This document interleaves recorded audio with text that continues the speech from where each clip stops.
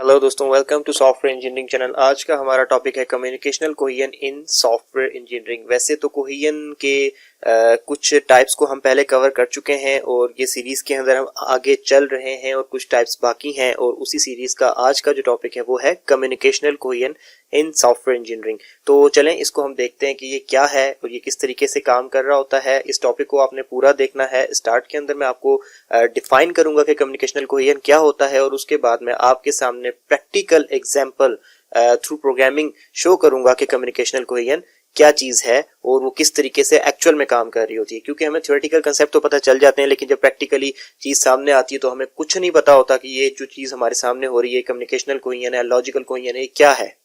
तो इस तरीके से थ्योरेटिकली कंसेप्ट को पढ़ने का या समझने का कोई फायदा नहीं होता जब तक आपको उसकी प्रैक्टिकल इम्प्लीमेंटेशंस का ना पता हो। तो हम कम्युनिकेशन कोहेजन को समझते हैं कि ये होती क्या है, उसके बाद हम उसकी एक प्रैक्टिकल एग्जांपल प्रोग्रामिंग के अंदर देखेंगे at the last of this lecture. तो प्लीज इस वीडियो को पूरा देखिएगा, और उसके बाद आई होप सो कि आपको दोबारा कम्युनिकेशन कोहेजन भूलेगा नहीं और आपको दोबारा कहीं और से समझने की जरूरत नहीं पड़ेगी। तो चलें लेक्चर को स्टार्ट करते हैं। तो कम्युनिकेशनल कोहेजन को बताने से पहले शायद ये बताना लाजमी होगा कि कोहेजन क्या होती है। और मैं जब भी किसी टाइप को एक्सप्लेन करता हूँ, लॉजिकल को या किसी और सिक्वेंशियल कोहेजन को, या जिस भी टाइप को, जब मैं कोहेजन की जिस भी टाइप को मैं एक्सप्लेन कर रहा होता हूँ तो उससे पहले मैं कोहेजन की डेफिनेशन बता देता हूँ। और अगर आप इस सीरीज को देखते चले आ रहे हैं तो कोहेजन वाली डेफिनेशन वही है जो इससे पहले लेक्चर में बता चुका हूँ, आप इसको स्किप कर सकते हैं। और अगर आप न्यू हैं और कोहेजन का पहला लेक्चर मेरा देख रहे हैं तो आप ये लाजमी सुन लें।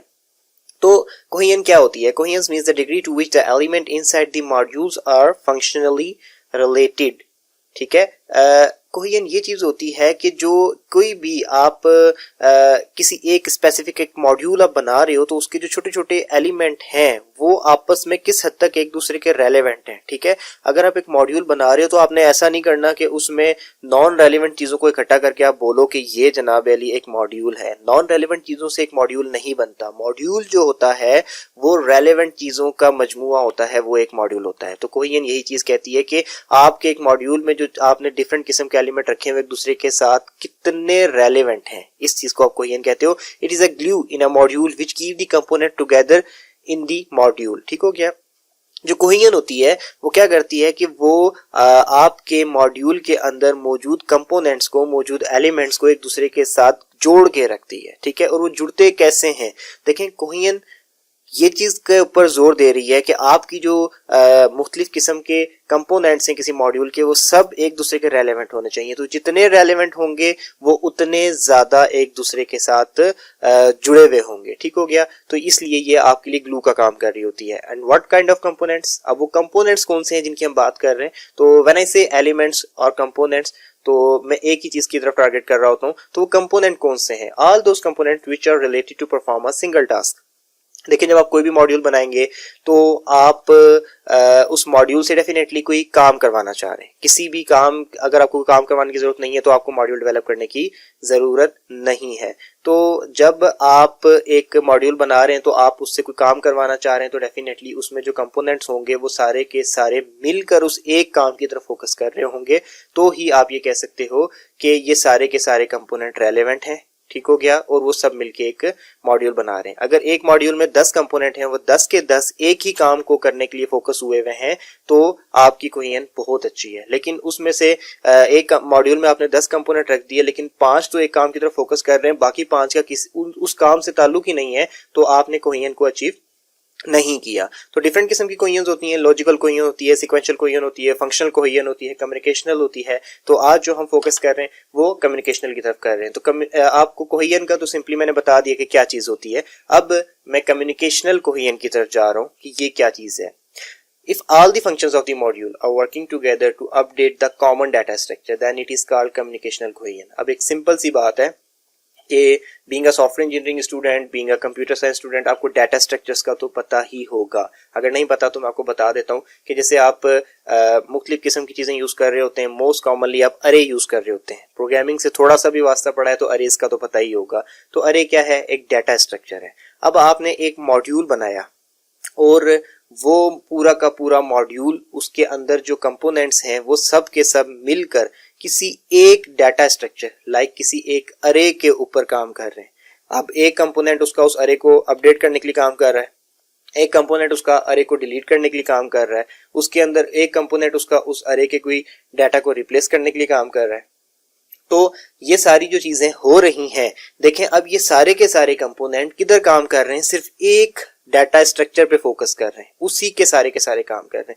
तो ऐसी कोहेजन जब आ जाए तो आप उसको क्या कहते हो, कम्युनिकेशनल कोहेजन। कम्युनिकेशनल कोहेजन में in short, in other words क्या हो रहा होता है कि एक मॉड्यूल आपने जो बनाया, उसके जितने भी आपने कंपोनेंट्स बनाए, वो सब के सब कंपोनेंट मिलके किसी एक डाटा स्ट्रक्चर के ऊपर काम कर रहे होते हैं। एक कंपोनेंट उस डाटा स्ट्रक्चर का डाटा डिलीट करने के लिए, एक कंपोनेंट इंसर्ट करने के लिए, एक अपडेट करने के लिए एंड सो ऑन। ठीक है, अब एग्जांपल में भी मैंने आपको यही चीज नीचे बताई है कि there is a module with 3 functions and all of them are working on a same data structure, let's say an array okay. For example एक मॉड्यूल है आपका और उसके अंदर 3 फंक्शंस हैं, यानी कि 3 कंपोनेंट्स हैं या फिर 3 एलिमेंट्स हैं, और वो सब के सब काम कर रहे हैं एक ही डाटा स्ट्रक्चर के ऊपर।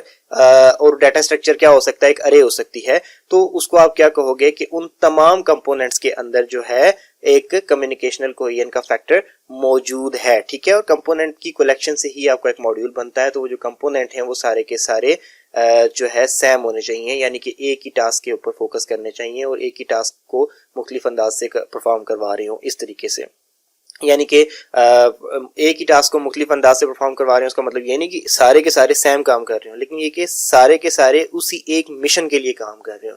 जैसे कि एक अरे है तो सारे के सारे कंपोनेंट्स उस अरे के अंदर डाटा इंसर्ट ही नहीं कर रहे होंगे। अगर सारे के सारे इंसर्ट ही कर रहे हैं तो फिर वो सारे यूजलेस हो गए ना, क्योंकि एक ही काम करने के लिए एक कंपोनेंट काफी था, 4 5 किस लिए बनाए। लेकिन ये है कि सारे के सारे उस अरे के लिए काम कर रहे हैं। अब कोई इंसर्ट का काम कर रहा है, कोई डिलीट का काम कर रहा है, कोई अपडेट का, कोई रिप्लेस का एंड सो ऑन। ठीक है, a function is updating the अरे। फॉर एग्जांपल एक कंपोनेंट जो है, एक फंक्शन जो है वो अपडेट कर रहा है अरे को, और दूसरा फंक्शन क्या कर रहा है, function is inserting data in the अरे।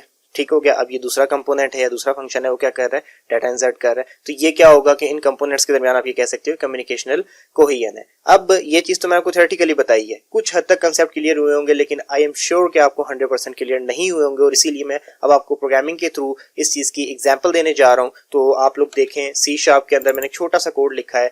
The code is very easy to understand, और आप लोगों को कोई दिमाग नहीं लगाना पड़ेगा उसके अंदर, जस्ट आप देखते चले जाएं। अगर आपको ऑब्जेक्ट ओरिएंटेड के 1% भी कंसेप्ट्स हैं तो आपको ये चीज इजीली क्लियर हो जाएगी। तो देखें, मैंने एक क्लास बनाई है और उस क्लास का नाम क्या है, कम्युनिकेशनल कोहेजन। अब उस क्लास के अंदर मैंने एक अरे डिक्लेयर कर दी है। ठीक है, this is how we declare the array in C#। ये हर लैंग्वेज का अलग तरीका होता है, लेकिन ये है कि C# में अरे को इस तरीके से डिक्लेयर करते हैं। उस अरे का साइज मैंने क्या रखा है, 5। ठीक है, और अरे का नाम क्या है, ARR। ओके, अब उसके अंदर ये क्लास हो गई, तो एक क्लास एक मॉड्यूल होगी, क्लियर। और उस क्लास के अंदर एक एक फंक्शन या एक एक मेथड जो है वो उसका एक एक कंपोनेंट हो जाएगा। अब जो मॉड्यूल है यहाँ पे, उसका नाम क्या हो गया, कम्युनिकेशनल कोहेजन, सेम वही जो कि क्लास का नाम है। अब इसके बाद आपका इस क्लास का पहला कंपोनेंट क्या हो गया, या पहला फंक्शन क्या हो गया, या पहला एलिमेंट क्या हो गया, इंसर्ट डाटा का फंक्शन। ठीक हो गया, या इंसर्ट डाटा का मेथड। अच्छा, उसके बाद इसी मॉड्यूल का दूसरा कंपोनेंट क्या हो गया, शो डाटा का फंक्शन। ठीक हो गया। अच्छा, इसी मॉड्यूल का तीसरा कंपोनेंट या एलिमेंट क्या हो गया, अपडेट डाटा का फंक्शन। अब देखें, हमने ये 3 फंक्शंस बना दिए। अब मॉड्यूल था एक और उसके अंदर हमारे पास 3 आ गए कंपोनेंट। तो अब हमें ये चीज चाहिए कि वो 3 कंपोनेंट किसी एक टास्क के रेलेवेंट काम कर रहे हैं, किसी एक सिंगल मिशन के लिए काम कर रहे हैं। तो दैट मीन्स के उन कंपोनेंट्स के अंदर कोहेजन मौजूद है। अब देखें कि तीनों के तीनों एक ही चीज के लिए काम कर रहे हैं, एक मिशन के ऊपर काम कर रहे हैं, यानी कि अरे के को मैनिपुलेट करने के लिए काम कर रहे हैं। तो दैट मीन्स के इनके अंदर कोहेजन मौजूद है।